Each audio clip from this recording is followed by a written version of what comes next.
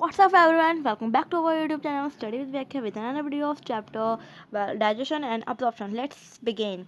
तो हम लोग ने पहले प्रीवियस चैप्टर में हम लोग ने बाइल के बारे में पढ़ा कि कैसे वो हेल्प करता है फैट्स की इमल्सिफिकेशन में. ओके तो जैसे फैट्स को ब्रेक डाउन करता है, ब्रेक डाउन यानी कि उसको छोटे छोटे पार्ट्स में करता है. ठीक है. और bile also activates lipases. Bile की वजह से लाइपेजेस एक्टिवेट होते हैं. तो इसके बारे में पता. तो आगे का हम लोग लेक्चर स्टार्ट करते हैं. ओके तो यहाँ पे हम लोग थे. तो the intestinal mucosal epithelium has goblet cells. तो कहा गया है कि जो इंटेस्टाइनल मुकोसल एपिथेलियम है गॉबलेट सेल्स है, मतलब कि जो हमारी इंटेस्टाइन की जो मुकोसा की जो लेयर है, वो एपिथेलियल जो लेयर बनी हुई है मुकोसा की, वो क्या है, गॉबलेट सेल्स है. उसमें has goblet cells which secrete mucus, जो क्या करते हैं, मुकस सेक्रेट करते हैं. The secretions of the brush water cells of the mucosa along with the secretions of the goblet cells constitute the intestinal juice or succus entericus. मतलब कि जो secretion होता है ब्रश बॉर्डर ऑफ सेल्स, मतलब कि जो सेल्स पाए goblet cells में. ठीक है. तो वहाँ पे ना ब्रश बॉर्डर यानी किसी की बिली जैसी स्ट्रक्चर है. ठीक है. तो ऐसे में सेक्रेशन होता है. ठीक है. तो मुकोसा क्या होता है, सेक्रीट करता है. ठीक है.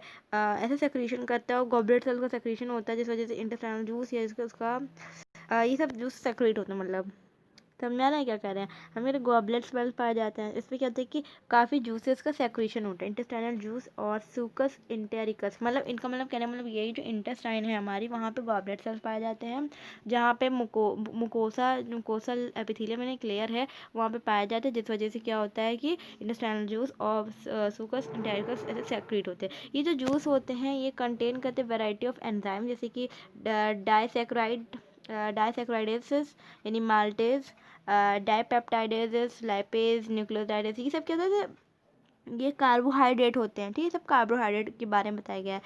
पॉलीपेप्टाइड्स हमारे पॉलीसेक्रेट्स हमारे कार्बोहाइड्रेट जो होते हैं. तो ये सब चीज़ें जूस सेक्रेट करते हैं. ये सब जूस ये सेक्रेट करते हैं. तो ये इस टाइप के होते हैं. ये क्या करते हैं कि बड़े बड़े जो भी हमारा कार्बोहाइड्रेट उसको उसको डिवाइड करने में, उसको मतलब टुकड़ों में बांटने में, इसको डाइजेशन में हेल्पफुल होते हैं. The mucus along with the bicarbonates from the pancreas protects the intestinal mucosa from acid as well as provide an alkaline pH. मतलब कि कहने का मतलब ये है कि जो हमारे मतलब ये जो जूसेस हैं, ये मुकस जो होता है bicarbonates from the pancreas से हैं. Pancreas protect the intestinal mucosa. देखो इसमें कहा है कि हमारी जो मुकोसा लेयर है वो हमें प्रोटेक्ट कर दे. जैसे कि हमारे स्टमक में एसिडिक इन्वायरमेंट होता है. ठीक है. उसके बाद अल्कलाइन इन मीडियम में चेंज हो जाता है, मीडियम में चेंज करता है. तो इससे क्या होता है, ये जैसे जो एसिड है ये बेस है. ठीक है. अल्कलाइन मीडियम, इस वजह से हमारे बॉडी में क्या होता है, मतलब हमें स्टमक में इंटेस्टाइन में क्या होता है कि हम हार्म भी करता है. कभी कभी एसिड ज़्यादा होने में हमें हार्म भी करता है. तो ये जो लेयर होती है मुकोसा, ये क्या करती है कि हमें ज़्यादा एसिड ना करने के. ठीक है. ये हमें प्रोटेक्ट करती है. मैंने आपको बताया था कि जो HCl होता है, वो थोड़ा सा भी HCl आप अगर तो छर्राने लगता है, मतलब वो हम काफ़ी हार्मफुल होता है. तो ये मुकोसा उसके लिए बताया गया है. ठीक है. एंजाइमेटिक एक्टिविटीज़ के लिए होता है. सब mucosal glands, Brunner's gland also help in this. तो सब मुकोसल ग्लैंड, देखो हमारी सब मुकोसल ग्लैंड है ब्रूनर्स ग्लैंड. ठीक है.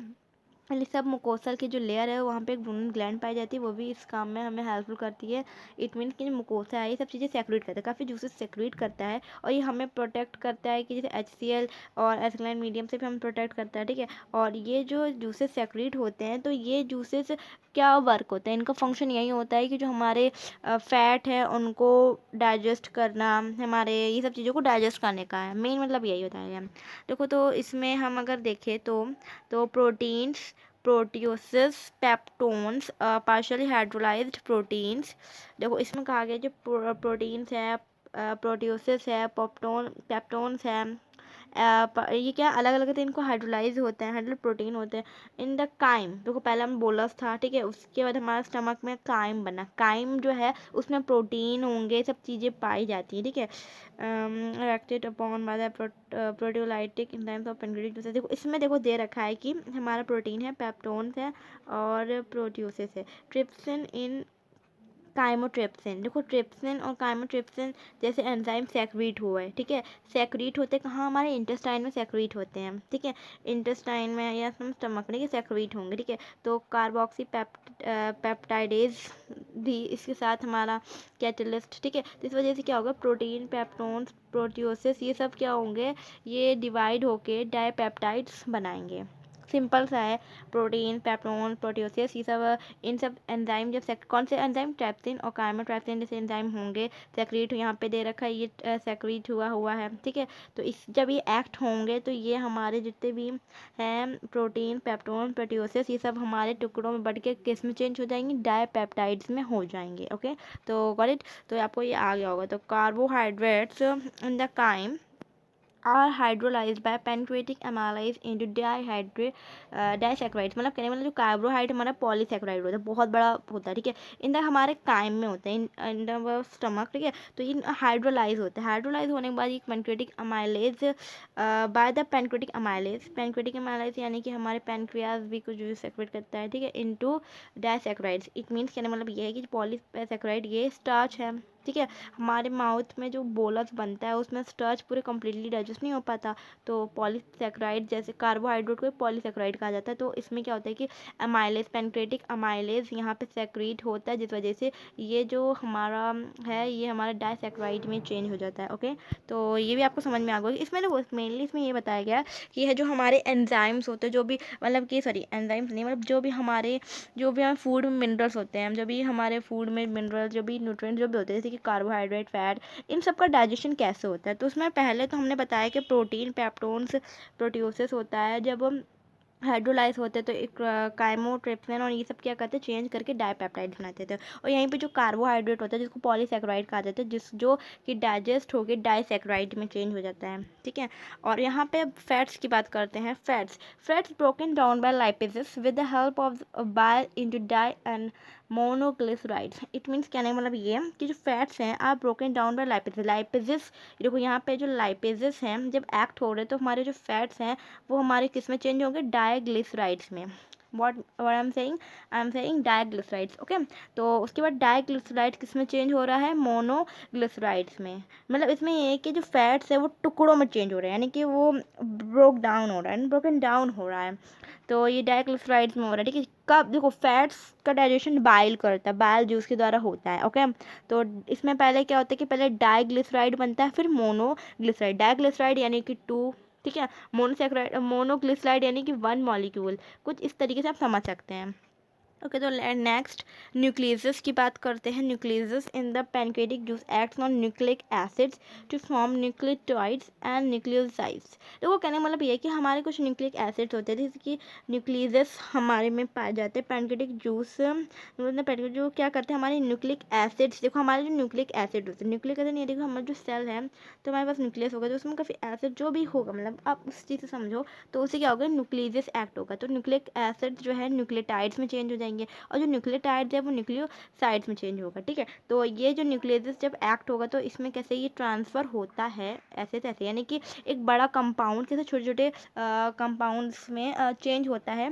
इसमें ये डाइजेशन जो बताया गया। ओके, तो ये आपको समझ में आ गया होगा, आ गया ना आपको, अच्छी बात है। The enzymes in the succus entericus act on the end products of the above reactions to form the respective simple absorbable forms। मतलब कि जो enzymes होते हैं हमारे succus entericus हमने पहले आगे पढ़ा था मैंने कि इंटेस्टाइन में एक्ट जो करते हैं on the end products of the above reaction form the respective simple observable forms. What is the meaning of this sentence?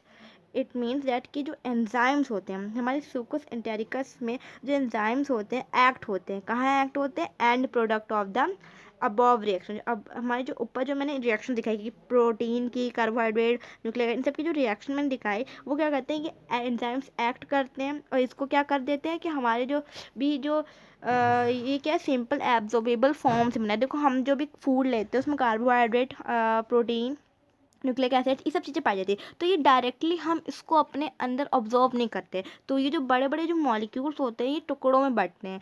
But हमने बताया कि प्रोटीन्स है तो उसमें कौन से एंजाइम रिएक्ट करता है, तो ये बताया गया। ठीक है, ये बहुत सिंपल सी चीज़ है, कोई दिमाग लगाने की ज़रूरत नहीं है। तो बस इतना सा समझो कि कोई बड़ा कंपाउंड को हमें ऑब्जॉर्व करना है तो हम उसको डायरेक्ट ऑब्जॉर्व तो नहीं कर सकते। ठीक है, तो उसको पहले ब्रोक डाउन किया गया। कैसे ब्रोक डाउन किया गया? बाय एंजाइम्स के द्वारा। बाय एंजाइम, जो हमारा स्टमक, इंटेस्टाइन और पैनक्रियाज के उधर सेक्रीशन होता है, तो उससे हमारा जो फूड है वो सिंपल एब्जॉर्बेबल फॉर्म में आता है। तब हमारे वो ब्लड मिक्स होता है तो लिवर में जाता है, तो हमारे बॉडी पार्ट्स में जाता है। तो बस इतना है इसमें। These final steps in digestion occur very close to the mucosal epithelium cells of the intestine. Simple सा है कि ये जो ये सब जो डाइजेशन होते हैं स्टेप्स, जो फाइनल डाइजेशन है वो mucosal epithelium cells of the intestine में कंप्लीट होता है। ठीक है, मतलब कि हमारा स्टमक में डाइजेशन होता है, पूरा जो कंप्लीट डाइजेशन जो है वो इंटेस्टाइन में होता है।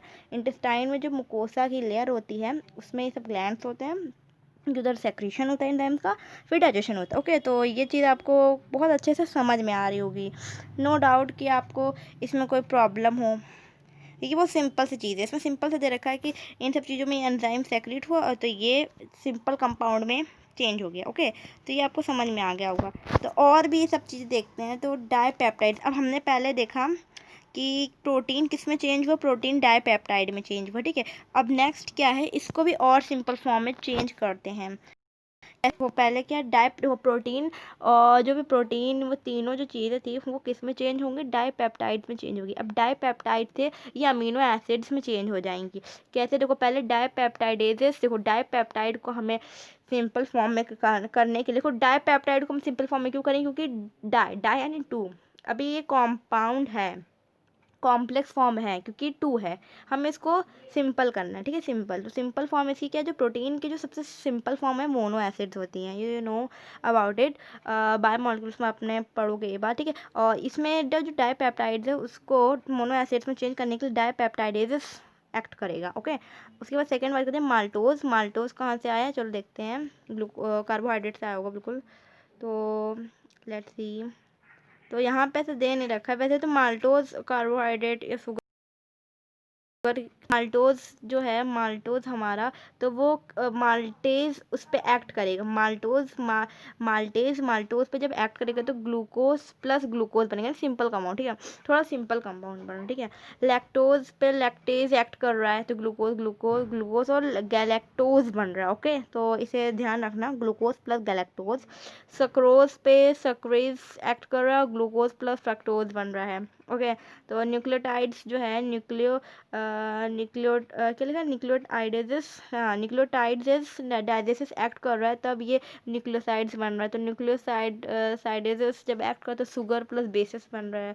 तो ओके, तो वैसे ही इधर है डाई एंड मोनोग्लाइसराइड्स जो हमने आगे देखे था, उस पर लाइपेजेस एक्ट करेगा तो फैटी एसिड्स पर ग्लिसरॉल बनेगा। तो इसमें ये सब बताया गया। जैसे एक पहले हम लोगों ने देखा कि बड़े बड़े कंपाउंड थे, प्रोटीन, कार्बोहाइड्रेट और न्यूक्लिक एसिड। ठीक है, तो ये बड़े बड़े कंपाउंड थे, इनको सिंपल फॉर्म में आए। ठीक है, पहले कौन सा, डाईपेप्टाइड, माल्टोज, लैक्टोज, ये सब सिंपल फॉर्म में आए। देखो इससे जो है ये पूरी तरीके से सिंपल फॉर्म में नहीं हुई, डाई लगा, डाई यानी कि टू, और नीचे लिखा डाई एंड मोनोग्लाइसराइड्स। देखो यहाँ पे ये कम्प्लीटली सिंपल फॉर्म नहीं कहेंगे, तो इसको और इसमें एंजाइम्स एक्ट करेंगे जिस वजह से ये सिंपल फॉर्म में आ जाएंगे। तो बस सिंपल सा यही है, इसमें कोई इतना समझने, इसमें कोई इतना पीएचडी करने की कोई ज़रूरत नहीं है। मतलब इन द चैप्टर मतलब बता रही, बहुत इजी है। तो इसमें आगे देखते हैं क्या लिखा है। इसमें लिखा है breakdown of bye micro molecules.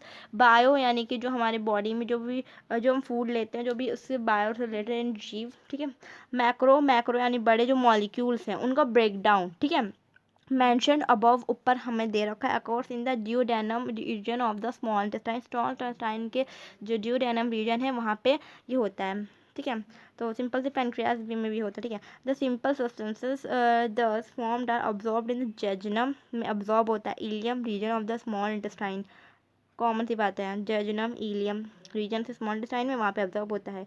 The undigested and unabsorbable substances, कहा गया अनडाइजेस्टेड अनएब्जॉर्ब सब्सटेंसेस, यानी कि जो सब्सटेंसेस एब्जॉर्ब नहीं हो पाते हमारी बॉडी में, वो वो क्या होते हैं, are passed on to the large intestine. वो क्या होता है, वो पास हो जाए, जैसे कि फैक्ट्री जैसे फैक्ट्री में देखकर कोई जो सामान चाहिए वो आ जाता है और जो चीज़ नहीं चाहिए तो वो अलग से पास हो जाता है, वैसे ही लार्ज इंटेस्टाइन में चला जाता है।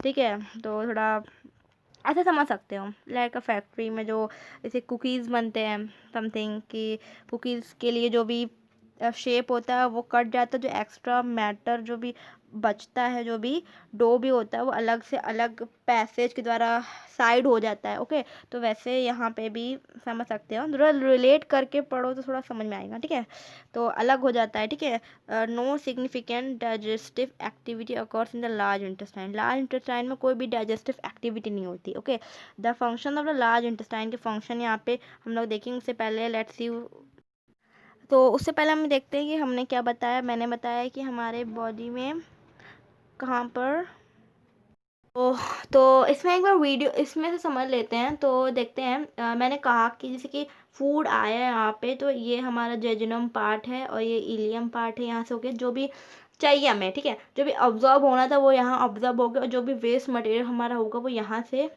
ऊपर कॉलन जाएगा, ascending, transverse and descending, and then rectum, फिर एनस के थ्रू पास आउट हो जाएगा। ओके, तो मतलब इतना ही मुझे बताना था इसमें। ओके, तो इतना समझ में आ गया होगा मैंने क्या बताया आप लोगों को। कोई इतना टफ चीज़ नहीं है, बहुत सिंपल सा है। आपने प्रीवियस क्लासेस में समझा होगा, तो इसका थोड़ा सा एक्सपेंड फॉर्म है इस चैप्टर में, और कुछ नहीं है। तो और आगे हम समझते हैं। तो क्या लिखा है कि जो हमारा लार्ज इंटेस्टाइन का फंक्शन यहाँ पे हम देखेंगे। What is the function of large intestine, इसमें लिखा है कि अब आगे क्या होता है, आगे की कहानी क्या है। आगे की कहानी ये है कि जो ऑब्जॉर्प्शन है some water minerals and certain drugs का यहाँ पे ऑब्जॉर्प्शन होता है।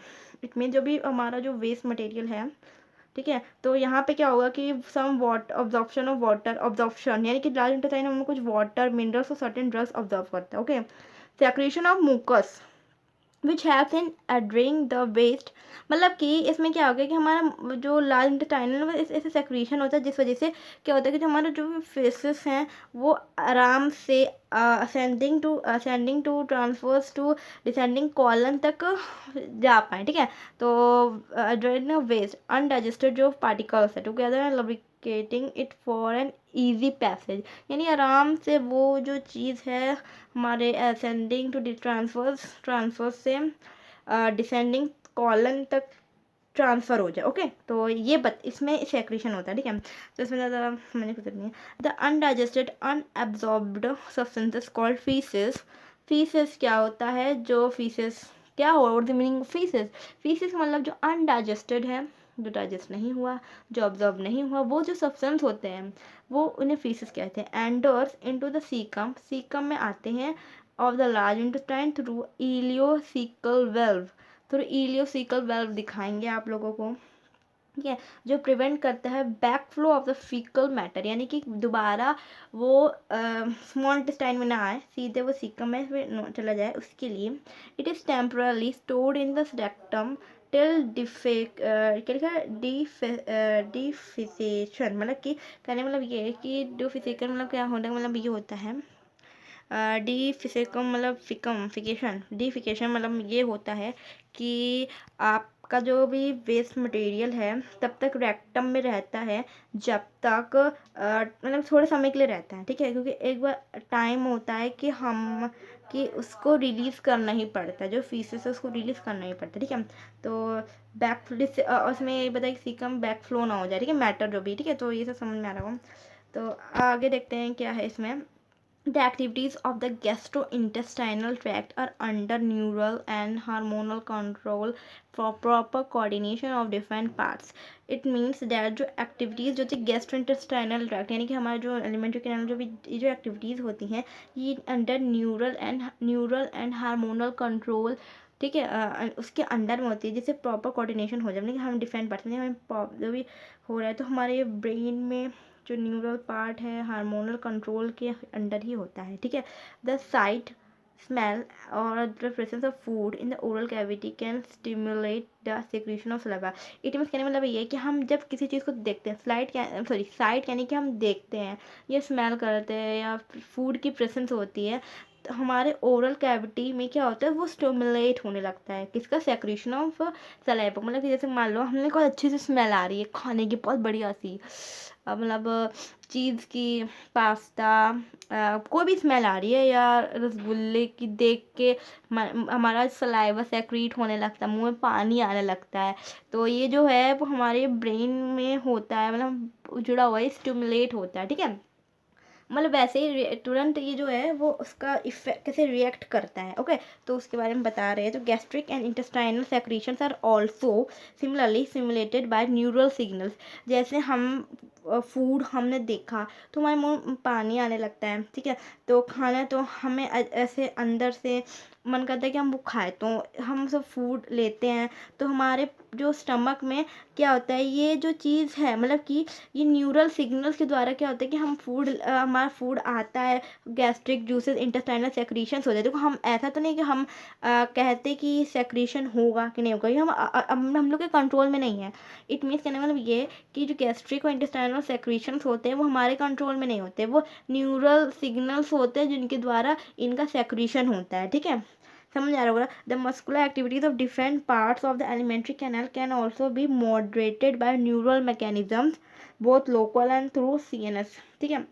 मतलब जो हमारी मस्कुलर एक्टिविटीज़ होती है कि हमें मुंह में पानी आया तो हम लोग का मन करता है उस चीज़ को खाने से, रसगुल्ला खाने का मन करता है, गुजिया या समोसा, ठीक है। तो हम मस्कुलर एक्टिविटीज़ करते हैं। मस्कुलर एक्टिविटीज डिफरेंट तरीके, हमारा हाथ उधर तक जाता है उसको लेने के लिए, तो ये मस्कुलर एक्टिविटीज़ है। ये सब चीज़ें जो होती हैं part of alimentary canal can also, ये सब क्या होते हैं, न्यूरल मैकेनिज्म्स के थ्रू ही होता है। हमारा लोकल या सीएनएस यानी कि सेंट्रल नर्वस सिस्टम ये जो है सब कंट्रोल कर रहा होता है कि हम जो भी चीज़ खाते हैं, ठीक है। तो हमारे एलिमेंट्री कैनाल में जो भी हो रहा होता है उसका, समझ आ रहा होगा ये क्या कह रहे हैं, ऑफ द एलिमेंट्री कैनाल में जो भी, ठीक है, उस मस्कुलर एक्टिविटीज यानी कि मसल्स जो वर्क करती है हमारे अंदर एलिमेंट्री कैनाल में, ठीक है। तो ये समझ में आ गया होगा, ठीक है। तो ये तो समझ में आ गया होगा।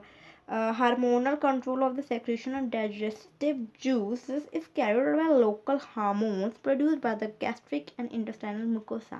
It means कहने का मतलब ये कि जो हार्मोनल कंट्रोल जो होता है, जैसे कि हार्मोन सेक्रीट होते हैं, secretion digestive juices, it means कि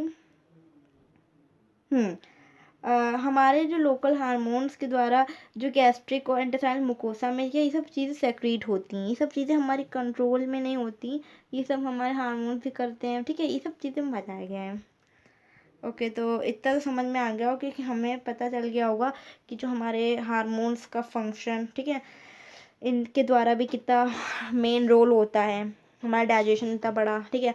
तो हमारा जो 2 टॉपिक हैं आगे के लेक्चर के, वो ये हैं कि हमारा डाइजेशन, जो हमने अब फूड जो था वो फीसेस जो था निकल गया, अब जो फूड का जो ऑब्जॉर्प्शन और एसिमिलेशन जो होता है उसके बारे में हमें स्टडी करनी है। और उसके बाद हम लोग डिसऑर्डर्स पढ़ेंगे कि हम अब जब भोजन लेते हैं, ठीक है, तो उस फूड लेते हैं तो उससे मतलब कि डिसऑर्डर्स भी हो जाते हैं। मतलब इसका मतलब ये नहीं कि फूड लेने से, मतलब जैसे हम लोग कभी ज़्यादा खाना ले लेते हैं तो, या हम कोई ऐसा ऐसे कहते हैं ना, फूड पॉइजनिंग हो जाती है, कुछ ऐसे डिसऑर्डर्स के बारे में हम स्टडी करेंगे आगे।